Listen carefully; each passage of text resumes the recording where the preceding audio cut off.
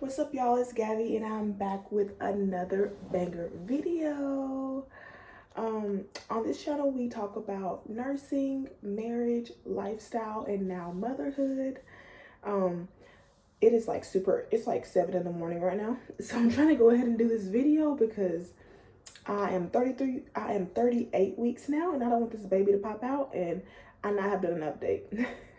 So I'm just gonna get started like I always do, right at 33 weeks. And I am using my pre-mom app. That's what I use just to document everything, any changes or anything like that. I'm gonna try to go slow because I'm kind of out of breath right now. Okay, so at 33 weeks, my husband said that I started snoring. So that is a change because I don't usually snore like that for real.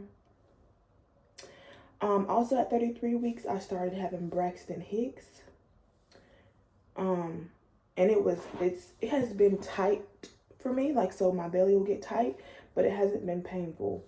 And I don't know if I mentioned this last time, but my midwife, so I went in to go see my midwife, and I lay back and she's listening to the baby, and she's like, have you been having Braxton Hicks? And I'm like, no. And she's like, you're having one right now. And I'm like, oh, is that what that is? Like, it feels like the baby is lifting up. And I'm like, oh, that's just her moving. But apparently it's the Braxton Hicks. So now I kind of know how they feel. I still have to like touch to see if like the baby moves. But like to see if it's a body or if it's actually like Braxton Hicks or not. So anywho, yeah, so that's something that's been happening. It had kind of slowed down a little bit, and now it's happening, starting up again a bit more. But that's what happened at 33 weeks. I had my first Braxton Hicks. And I started drinking the raspberry leaf tea. Let's see. Now I'm up to 3 cups a day. Before I was just doing 1. My midwife told me to just do 1 and then 2, and then work my way up to 3. So I did like 1 for a week and then 2 for like a week, and then now I'm at 3, like I said. Let's see, 34, I noticed that I didn't feel as much like kicking for the baby, but instead it was rolling movements. You just feel them rolling from one side to the other, or just rolling, whatever. It's not like toot, toot, toot, toot in like a you know, spot. And that has continued, you know, the further along that I've gotten. Week 34, also, I had a lot of pelvic pain. So I actually changed chiropractors that my midwife suggested that can target my pelvic area more. And so I've been seeing her, and it has been really night and day difference with the 2 chiropractors. I'm super grateful for that. So now I'm actually able to walk. Like, it had gotten so bad that I'm like limping, I'm wobbling. It's really hurting right there, like in the crease of your labia and your thigh. That's where it would hurt, like in that pelvic bone. It's like her head was sitting on the bone. So anyway, my first visit, she said that, yeah, she's like right on your bone. So she kind of moved her a bit and did whatever to my hips and pelvis, and it has been good. So now I see her once a week. Pro tip, see if your chiropractor does like not like a program, but mine, they have a package, and so I'll have like 6 visits. So thankfully I was 34 whatever weeks at this time, and it'll like finish me until the end of my pregnancy. And then I can also, it also included a newborn adjustment as well. So see if they have something like that. Maybe that'll make it a bit more affordable, or if you have to pay out of pocket, and if your insurance isn't covering it. Oh, and also she suggested a belt for me. It kind of just holds me under my belly. It's not a belly belt where it like lifts my belly up and gives me back relief, because I don't have any back pain unless I'm doing something. So I usually don't have back pain. Mostly it's just pelvic pain. So she gave me this belt that'll go around the bottom under my belly and just tightens my pelvis like together. It just makes it be kind of more stable. So I wear that every now and again. Let's see. 35 weeks, Braxton Hicks continued.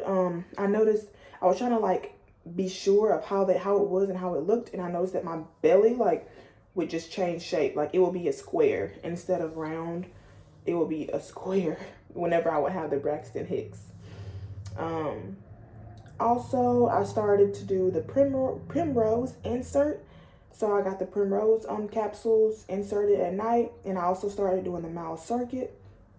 I also got sick, or my husband was sick. He brought something home, and then I was sick this week. And I noticed, so I did the Primrose well, 2 days in a row, and then I noticed that my mucus plug started to come out, and it was just a little bit. So then I was like, okay, I'm gonna wait until I'm like 38 weeks or 37 weeks, and I'll like start doing it consistently. So that's just what I did. My midwife was fine with that.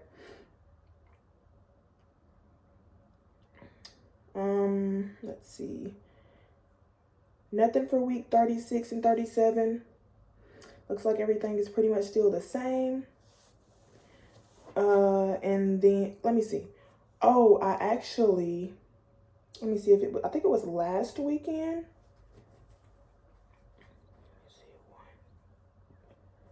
I think at about 37 or 36 weeks, I did the